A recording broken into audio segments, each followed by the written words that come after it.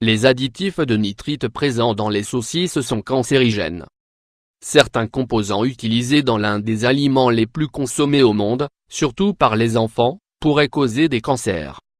De récentes études ont dévoilé le fait que la consommation de saucisses, et surtout du nitrite qu'elles contiennent, pourrait être un facteur de risque important pour les personnes qui en mangent. Le lien entre la consommation de saucisses et certaines maladies. L'une des enquêtes en question a établi un lien entre la consommation de saucisses et d'autres aliments similaires, avec la survenance d'une leucémie. Pour cela, ils ont analysé les régimes alimentaires d'enfants, depuis leur naissance jusqu'à leurs 10 ans. Ceux qui consommaient plus de 12 saucisses par mois avaient 9 fois plus de chances de souffrir de cette maladie du sang. Et le risque était également présent chez l'enfant lorsque leur mère mangeait au moins 12 saucisses par mois avant d'être enceinte ou durant la gestation. Une autre étude, menée par la ville de Denver aux États-Unis, a révélé que les enfants dont les mères mangeaient au moins une saucisse par semaine durant la grossesse avaient 2 fois plus de risque de développer des tumeurs au cerveau. Saucisses de 500 x 332. Pourquoi les saucisses peuvent-elles causer un cancer? L'un des problèmes majeurs de cet aliment, si apprécié par les enfants, est sa teneur en nitrite. Cette substance est en effet utilisée comme conservateur, pour combattre le botulisme. Lors de la cuisson des saucisses, ces nitrites fusionnent avec d'autres composants naturels de la viande, formant ainsi des composantes appelées N-nitrites, qui sont cancérigènes. Les nitrites forment également cette même substance lorsqu'ils parviennent à l'estomac, et cela peut causer des cancers de la vessie, du cerveau, de l'estomac, des reins, de l'œsophage et de la cavité buccale. Toutes les viandes transformées contiennent des nitrites, pas seulement les saucisses. Le problème se pose donc également pour certains steaks hachés et pour le lard. Il faut préciser que toutes les saucisses qui se trouvent sur le marché ne contiennent pas de nitrite. Celles qui en contiennent le plus se distinguent par leur couleur. En effet, si elles ont une couleur très rouge, associée à la fraîcheur de la viande, cela est dû à un usage massif de conservateurs. Les saucisses sans nitrite ont une couleur marron clair ou chair. Cependant, cette astuce n'est pas complètement sûre, car les entreprises agroalimentaires parviennent à combiner les nitrites avec d'autres aliments, pour donner une couleur plus naturelle à des saucisses qui n'en demeurent pas moins cancérigènes. Saucisse 400-500 x 332. Il apparaît donc important de privilégier les saucisses artisanales. Elles peuvent s'acheter directement chez le producteur, au marché ou dans certaines boucheries. Les saucisses industrielles se trouvent, quant à elles, dans les supermarchés et sont vendues dans des paquets fermés hermétiquement. De plus, il n'est pas conseillé de manger plus de 12 saucisses par mois, qu'elles soient industrielles ou artisanales. Nous vous conseillons donc d'acheter des saucisses sans nitrite, mais aussi de vous assurer que vos enfants n'en mangent pas trop à la cantine. Il est vrai que certains légumes contiennent aussi des nitrites, surtout les légumes verts, comme la salade, le céleri ou les épinards.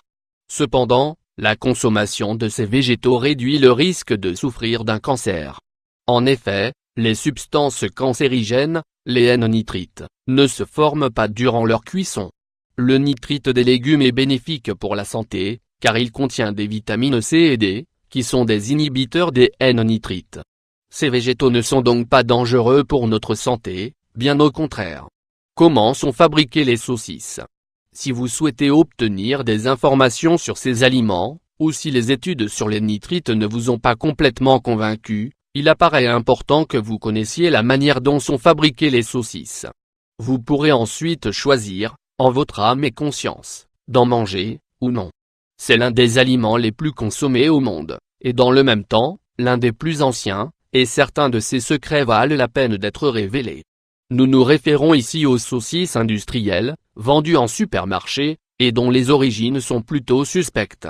Les médecins, les nutritionnistes, les scientifiques et les chercheurs ont analysé chacun des composants qui se trouvent dans ces saucisses, qui sont connus dans d'autres pays sous les appellations hot dog, knack, saucisses de Francfort ou saucisses viennoises. Il existe plus de 35 sortes différentes de saucisses, mais nous nous référons ici aux saucisses type viennoise. Saucisse 300-500 x 375. Les composants et les techniques utilisées par la plupart des marques de saucisses industrielles sont les suivants. De la viande séparée mécaniquement. La viande des saucisses est d'origine avicole. Elle provient surtout de différentes volailles, comme la poule, le poulet et la dinde.